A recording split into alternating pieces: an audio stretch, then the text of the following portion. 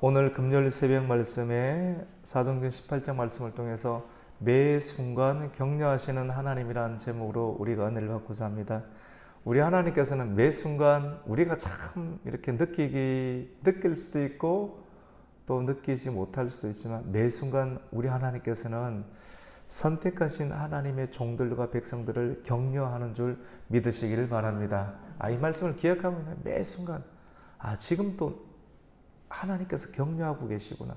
어떠한 방법으로, 내가 원하는 방법이 아닌 하나님께서 보시기에 가장 합당한 방법으로 하나님의 선택한 백성을 계속 격려하고 또 그 일을 행할 수 있도록 길을 열어주시고 또 마음 가운데 새 힘을 주시는 하나님에 대해서 오늘 18장 말씀은 말씀하고 있습니다. 바울이 2차 전도 여행을 했잖아요. 이렇게 빌립보로 가고 빌립보에서도 감옥에 갔죠. 처음 시작부터 여러분 말이 감옥이지. 감옥 한번 가보십시오. 저도 뭐 들어가 보진 않았지만 전도한다고 감옥에 들어가 보았지만 또 그거 쉽지 않습니다. 정말 인생이 감옥에 들어갈 때도 곱게 들어간 것이 아니라 옷을 벗김을 당하고 옷을 맨살에 벗김을 당하는데 매를 맞고요. 옷을 찢고 벗김을 당하고 맞고 또 감옥에 착고를 차고 들어가는 인생.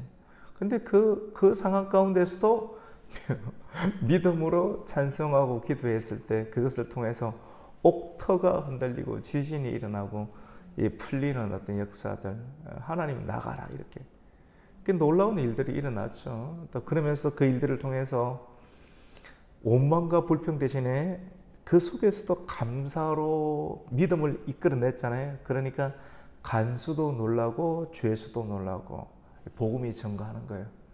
아무나 할 수 없는 일을 나를 선택해서 그 일을 하게 하는 거예요. 하나님의 특별한 성령의 능력과 은혜는 감사로 나오는 거죠. 맞죠?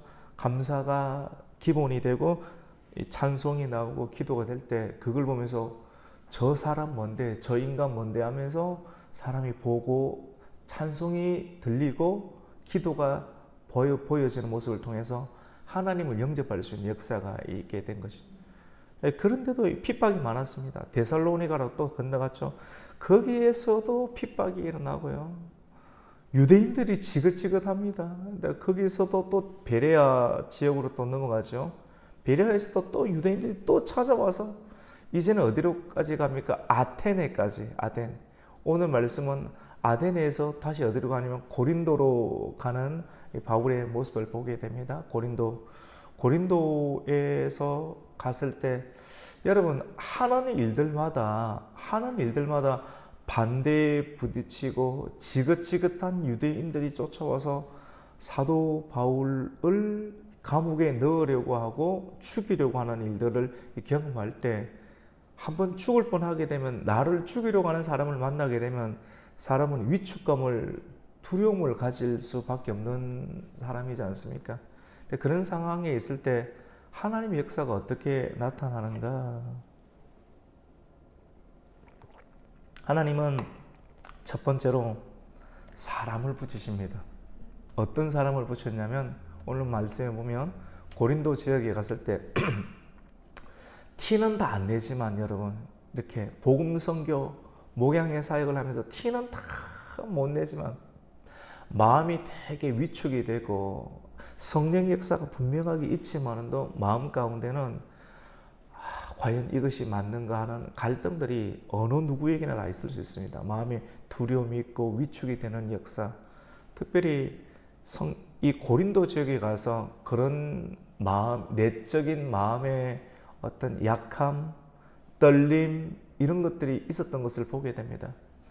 고린도전서 2장 말씀 가운데 보면 사도 바울이 고린도에 갔을 때 나는 심히 약하고 떨었다.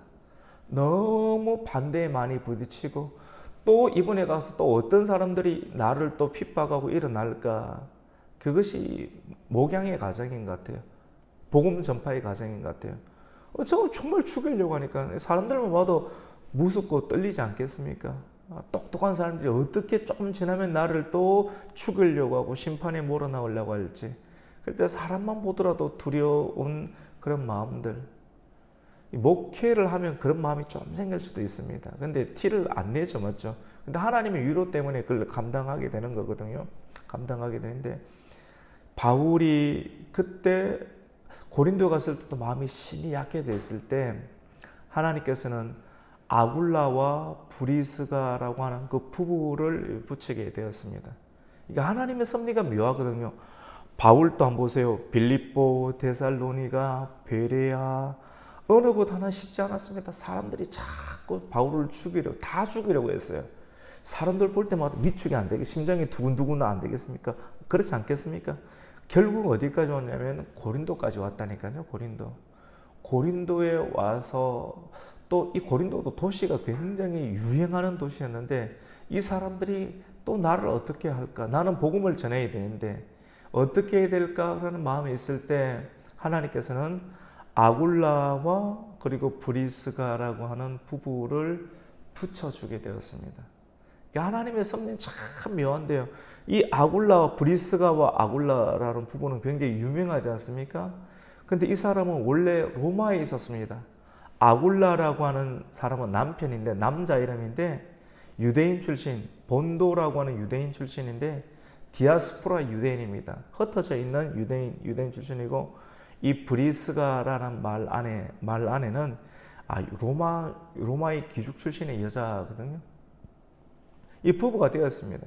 부부가 되었는데 그때 이 로마에 살고 있었는데 여러분 우리가 지금 예를 들어서 서울로 가서 사는 거 쉽습니까? 안 쉽습니까? 한 지역의 수도에 사는 거 쉽지 않습니다.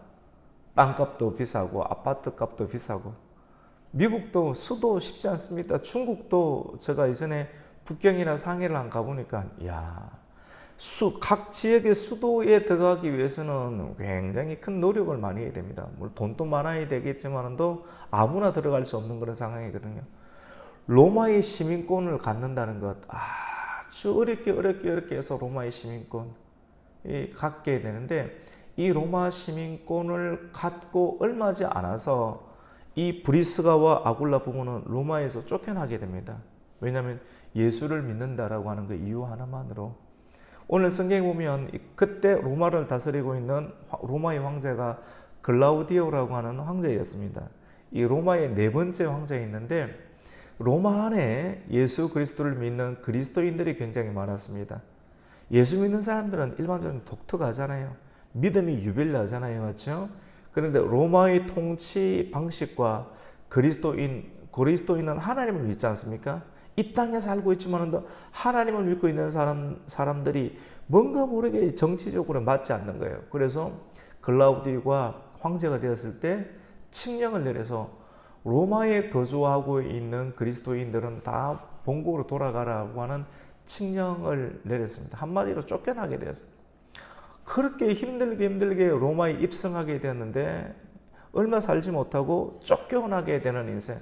여러분 마음이 되게 서러워요. 이 중국에서도 시진핑 정부가 이 발톱을 드러냈을 때 이 선교사님들이 다 쫓겨나게 되었잖아요. 여러분 보셨죠? 맞죠? 지금 중국에 선교사님이 없어요. 왜냐면 드러나게 되면 다 쫓겨나게 되는 거니까 다 쫓겨나서 한국으로 돌아오기도 하고 다른 지역으로 다시 나가기도 했는데 그것과 마찬가지로 이 로마에 살고 있던 아굴라와 브리스가 부부가 나오게 되었습니다. 우리 2절 말씀을 한번 읽겠습니다. 시작. 아굴라라 하는 본도에서 유대인 한 사람을 만나니 글라우디오가 모든 유대인들 로마에서 떠나라 한 거로 그가 그의 아내 브리스 함께 이탈리아로부터 새로운지라 바울이 그들에게 가매. 여기서 만나게 되었습니다. 근데 그 사람들은 생업이 같았는데 천막 깁는 텐트 메이커였습니다. 그때 그 당시 천막을 깁는데 아주 고급 일이었고 돈을 많이 버는 그런 직업을 가지고 있었죠. 바울에게는 그 직업이 있었고 이 브리스가와 아굴라 부부도 그 같은 직업을 같은 생업이 있었고 또 같은 예수님을 믿었고 그들에게 굉장히 위로가 됐다. 바울도 쫓겨났고요. 그리고 브리스가와 아굴라 부부도 쫓겨나서 같은 처지 속에서 같은 힘, 서로 동력할 수 있는 힘. 이런 사람들끼리 만나면 서로를 쫓아내거나 비방하나 이런 일이 없을 것 아니겠습니까? 같은 유대인이었지만도 그렇게 큰 힘이 되었습니다. 그래서 안식일마다 바울은 회당에 가서 강론을 하게 되었죠. 유대인을 만나고 헬라인을 만나고 또 강론을 하게 되었습니다. 그리고 거기서 하나님 말씀을 잘 전했는데 많은 사람들이 또 바울이 전하는 그런 복음을 듣고 많은 사람들이 몰리게 되었죠. 이 시점이 또 부흥을 하려고 하면 또 부흥을 깨뜨리는 일들이 있습니다. 바울이 막 몇만 명 목표에 이렇게 안 했습니다, 여러분. 조금 하고 몇십 명 모이면 더 문제가 일어나는 거예요. 그러니까 얼마나 어떻게 보면 오늘날의 심리학적 언어로 한다면 트라우마가 생기겠어요. 이 지역에 가면 또 조금 있어 좀 할만하면 또 문제가 생겨 또 떠나야 되고 할만하면 떠나야 되고 내적으로는 심리적으로 엄청난 압박과 거의 트라우마 상태예요, 여러분. 바울이. 그런데 그때 하나님께서 매 순간마다 위로하는 게 빌립보 교회에서는 하나님께서 또 기적이 일어났잖아요. 지진이 일어나서 나오게 만들고 그것도 복음을 전가하게 가는 곳곳마다 이런 특별한 일이 있었고 이 고린도에서는 사람이 참 위로가 됩니다, 여러분. 사람 만나서 통하는 사람, 대화가 되는 사람, 같이 예배가 드리면 그렇게 위로가 돼요. 수백 명, 수천 명 없어도 그 한 사람 위로가 되는 사람. 우리 권사님, 우리 성도님 얼마나 위로가 돼요. 위로가 되어서 같은 마음이잖아요. 위로가 돼요. 바울에게는 그 위로로 하루하루를 버티며 지내는 거거든요. 하나님께 사람을 붙인 거예요. 그런데 어쩐가요? 또 유대인들이 그들을 대적합니다. 우리 6절 말씀을 한번 읽습니다. 시작. 그들이 대적하여 비방하거늘 바울이 옷을 털면서 이르되 너희 피가 너희 머리로 돌아갈 것이요 나는 깨끗하니라. 이후에는 이방인에게 가리라 하고. 바울도 고생을 많이 하다 보니까 말이 험해지진 않았는데 조금 단단해졌어요. 처음에는 좀 약해가지고 하면 또 도망만 가고 했는데 예수님께서 한 고을에 들어가서 복음을 받아들이지 않으면 먼지를 털고 딴 데로 가라는 말씀이 있지 않습니까? 그 말씀이 이제는 막 생각이 나는 거예요. 그래서 그 말씀을 아주 강하게 합니다. 말씀을 강하게 대적하니까 바울이 옷을 막 털면서 보이는 데 털면서 좀 과격해졌다고 할까요? 꼭 그렇진 않겠지만 너희 피가 너희 머리로 돌아갈 것이고 나는 깨끗하다. 나 이제 말씀대로 간다. 이후에는 나는 너희 유대인들에게 이제 복음 안 전할란다. 이방인에게 가겠다. 뭐 하루 이틀 딸리고 매일 쫓아와서 방해하고 너가 진짜 이제 너희들한테 난 할 만큼 했다. 이제는 이방인들에게 복음을 전가할 것이다. 라고 이렇게 하는 거예요. 성경에도 보면 이방인의 충만한 수가 도로 온다. 유대인들이 안 받아들이니까. 그래서 유대인들에게 복음을 전가하고 그런 내용들이 있습니다. 그래서 감람나무, 참감람나무 비유가 있거든요. 이방인들에게 복음을 전한다. 그래서 이제 옮겨가서 하나님을 경외하는 유수도라고 하는 사람의 집에 들어가서 복음을 전했거든요. 이제 회당 안 들어가고 그때는 회당에서 말씀을 전해 회당에서 유대인들이 자꾸 핍박을 하니까 회당에 안 들어가는 거예요. 회당 바로 옆집에 있는 이 유수도 디도라고 하는 유수도 집에 들어가서 복음을 전하는데 사람들이 많이 모여 있겠죠. 그때 회당장이 있잖아요. 회당장이 와서 복음을 듣고 예수님 믿고 세례를 받는 일들이 일어납니다. 우리 8절입니다. 시작. 또 회당장 그리스도가 온 집안과 더불어 주를 믿으며 수많은 고린도 사람도 듣고 믿어 세례를 받더라. 그래서 이렇게 세례를 받고 영적으로는 기분이 좀 좋았습니다. 바울이 좋았는데 또 한편으로는 가는 곳곳마다 반대를 경험하고 어떻게 보면 오늘날로 본다면 실패잖아요. 계속 실패. 내가 이거 일을 해야 되나 이런 생각이 들 때 하나님께서는 여러분 바울의 심리적인 상황을 성경에 기록하지는 않지만 이걸 다 드러내요. 입으로는 드러내지 않지만 하나님께서 그에게 위로하는 내용을 통해서 바울이 많이 힘들었구나 하는 걸 알 수 있습니다. 그때 오늘 9절에 보면 밤에 환상 가운데 환상은 누구에게 주시느냐면 주의 말씀을 붙잡고 핍박을 많이 받고 끝까지 가려고 하는 사람에게 하나님께서 환상을 많이 보여줘요. 다니엘에게도 보여주고요. 이 요셉에게도 보여주고 오늘 사도 바울에게도 보여줍니다. 끝까지 막 거침없이 나가는데 핍박이 많을 때 환상이 바울에게 임해서 하나님께서 뭐라고 환상적인 말을 하냐면 바울아 두려워하지 말라. 네 마음이 많이 위축되어 있지. 두려워하지 말라. 뭐 예를 들어서 최정자매야 두려워하지 말라. 내가 너와 함께 하겠다. 할렐루야. 이런 말씀을 주는 거예요. 바울에게 주었습니다. 바울아 두려워하지 말라. 너 말만 하면 또 핍박할 것 같지? 두려워하지 말고 침묵하지 마. 그리고 말해. 내가 너와 함께 할게. 사람 붙여줬잖아. 그리고 또 세군 형태의 사람 붙여줄 거야. 라고 이렇게 말씀을 하시는 겁니다. 우리 그 말씀 한번 볼게요. 9절입니다. 시작. 밤에 주께서 환상 가운데 바울에게 말씀하시되 두려워하지 말며 침묵하지 말고 말하라. 저와 여러분이 이런 하나님의 음성을 듣기를 주님의 이름으로 축원합니다. 하나님의 음성이요. 기도할 때 하나님 환상으로 들어올 때도 있고요. 저 같은 경우는 이 성경이 기록되니까 환상이나 꿈을 많이 주지만 오늘 가장 좋은 것은 하나님 말씀으로 저와 여러분에게 들어오기를 축복합니다. 말씀이 강하게 쫙쫙 들어오는 거죠. 말씀으로 들어오고 또 환경을 통해서 들어오고 그러면 하나님께서 마음 가운데 평강의 마음을 주는 겁니다. 두려움을 이기는 게 평안이잖아요. 말하면 또 거치게 될 것 같은데 바울아 두려워하지 말라. 그리고 침묵하지 말라. 그리고 말하라. 할렐루야. 여러분의 말이 계속 이어지기를 축복합니다. 말하라고 하잖아요. 그래서 오늘 10절에 보면 내가 너와 함께 있음에 내가 너와 함께 있다. 어떤 사람도 너를 대적하여 해롭게 할 자가 없을 것이니 이는 이 고린도 성 중에 내 백성이 많음이라. 할렐루야. 이렇게 위로해 주는 거예요. 그래서 이 위로의 말씀을 듣고 바울은 오늘 11절에 보니까 1년 6개월을 고린도에 머물렀다. 다른 지역 가면 몇 주 못 머물고 더 핍박하고 떠나가고 얼마나 짐 싸고 떠나가고 여러분 이사 옮겨 다니기 쉽지 않습니다. 힘들어요. 지쳐요. 영이 지쳐요. 지쳐요. 그런데 그때만 예수 믿는 게 많이 지치는 상황이 만들어집니다. 근데 그때마다 하나님께서 힘을 줘요. 힘을 주고 위로하고 하나님과 더 가까이 가고 동행하고 깊어지는 거예요. 하나님이 어떤 분인지 알아가는 거예요. 그렇게 하면서 이제는 마지막으로 오늘 본문에서는 아굴라와 브리스가를 붙여줘가지고 나는 바울을 위해서 목숨까지 바치는 사람이 만들어졌거든요. 얼마나 힘이 되겠어요. 목회하면서 당신을 위해서 내가 필요한 내 눈까지 빼주겠다. 목숨까지 내놓겠다라는 그런 신실한 부부. 어디든지 못 가겠습니까?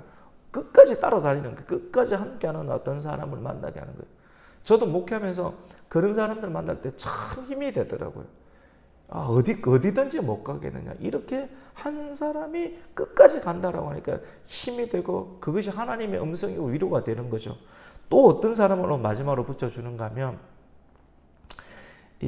그때 그 당시 이 바울이 고린도 도시는 아가야라고 하는 큰 지방의 최고 도시였습니다. 아가야의 총독이라는 사람이 갈리아라고 나와요. 갈리오가 아가야의 총독이 되었을 때 이 고린도에 사도 바울이 들어가서 복음을 전했잖아요. 그때 유대인들이 어떻게 하든지 바울을 또 법으로 구속을 해서 바울을 죽이려고 하는 일들이 또 만들어지잖아요. 계속해서 가만히 안 있잖아요. 사단의 공격들이. 근데 하나님께서는 이런 환상을 주고 난 다음에 이 성 중에 내 백성이 많다. 내 백성이 네가 볼 때는 내가 교회를 세우고 교회 안에 성도 별로 없는데 이 생각하지만 내 백성이 꼭 교회에 들어오지 않아도 시장도 내 백성이 될 수 있고 법관도 내 백성이 될 수 있다는 걸 하나님께 보여주는 거거든요.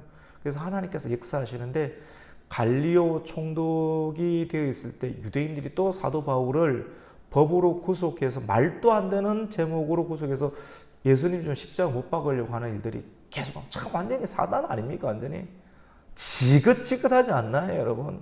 근데 이런 일들을 이제 또 만나게 되었습니다. 그래서 사도 바울을 끌고 법정 앞에 가고 총독 앞에 있는데 하나님께서 총독의 마음을 변화시키는 거예요. 총독의 마음을 시켜서 사도 바울을 유대인들이 고소해서 이 사람이 이상한 일들을 합니다. 풍속을 이상하게 전하고 이런 말들을 또 하니까 이번에는 갈리오 총독이 그러면 이제 사도 바울이 당신이 말해보십시오 이런 말 차례가 생겼지 않습니까? 그 말하면 이게 재판하겠다는 것 아니겠어요? 그거를 딱 맞고 사도 바울이 변론하고자 할 때 맞고 어떤 말을 하냐면 너희들 이 문제건 가지고 왔는데 이 문제건 가지고 이것이 무슨 특별한 불량한 행동이 없으면 이런 법정 내가 열지 않겠다. 너희들의 문제가 만약에 언어와 명칭과 너희의 법에 관한 신앙생활에 관한 문제라면 나는 이 문제를 재판하지 않겠다라고 하면서 해산을 시켜버리게 됩니다. 우리 그 내용 한번 보겠습니다. 우리 12절부터 한번 읽어볼 거예요. 12절부터 쭉 읽습니다. 시작. 갈리오가 아가야 총독이 되었을 때 유대인들이 일제히 일어나 바울을 대적하여 법정으로 데리고 가서 13절입니다. 말하되 이 사람이 율법을 어기면서 하나님을 경외하라고 사람을 권한다 하거늘 바울이 입을 열고자 할 때 갈리오가 유대인들에게 이르되 너희 유대인들아 만일 이것이 무슨 부정한 일이나 불량한 행동이었으면 내가 너희 말을 들어주는 것이 옳지만 만일 문제가 언어와 명칭과 너희 법에 관한 것이면 너희가 스스로 처리하라. 나는 이란 일에 재판장 되기를 원하지 아니하노라고. 16절입니다. 그들을 법정에서 쫓아내니 할렐루야. 아예 법정이 일어나지 못하도록 하나님께서 총독에게 그 마음을 주는 거예요. 오늘의 말씀은 같이 봅시다. 매 순간 위로하시는 하나님, 여러분 힘을 내세요. 우리가 힘을 내야 됩니다. 하나님께서 부르시고 사명을 맡기시고 이럴 때 눈에 보이는 일들 때문에 참 마음이 속상하고 어려울 수 있습니다. 하지만 하나님 역사는 계속 진행되고 있는 줄로 믿습니다. 하나님께서 브리스가와 아굴라 그 지역에서 쫓겨나게 로마의 시민권에서 쫓겨나게 만들 때 이렇게 쫓겨나게 만든 사람과 사도 바울 또 쫓겨났을 때 만나게 위로하게 만드시고요. 평생을 같이 가는 중요한 사람으로 만들잖아요. 목숨을 내놓는 사람은 얼마나 위로가 됩니까? 또 복음을 전해 또 부딪혀야 되는 유대인들이 쫓아서 지긋지긋하게 말도 안 되는 제목으로 나를 또 법정에 넘겨서 죽이려고 하고 옷을 찢고 때리려고 하고 완전히 뭐 저런 악인이 어디 있습니까?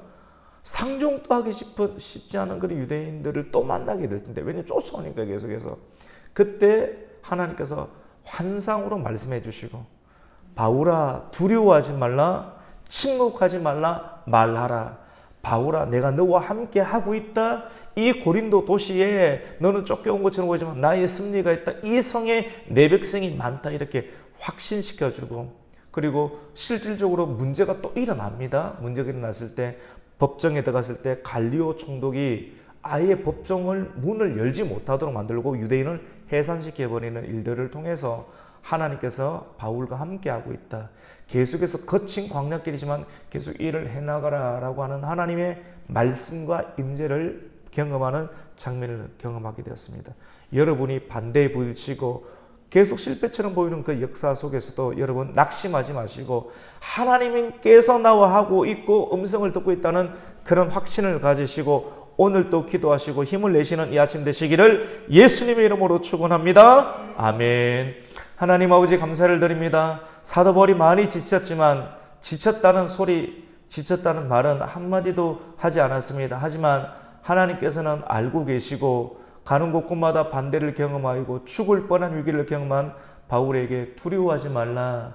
그리고 침묵하지도 말라. 나 이제 말 안 할래. 이런 생각이 있을 수도 있었죠. 그래서 하나님께서는 침묵하지도 말라. 그리고 말하라. 이 성에 내 백성이 많다라고 말하면서 위로해 주시고 총독이 함께하는 것까지 그리고 최고의 부부였던 브리스가와 아굴라의 부부까지 함께하는 하나님의 역사를 보게 하였고 경험하게 되었습니다. 이 세상을 살아가면서 복음을 전하는 인생을 살아가게 되면서 하나님 마음에 지치고 두려울 때 오늘 이 본문의 말씀 함께 하셨던 하나님 역사를 보면서 매 순간 우리를 격려하고 계시고 함께하고 있다는 그 말씀과 그 믿음과 확신을 가지고 오늘 또 승리하는 이기는 성도 되게 하여 주시옵소서. 예수님의 이름으로 기도드립니다. 아멘.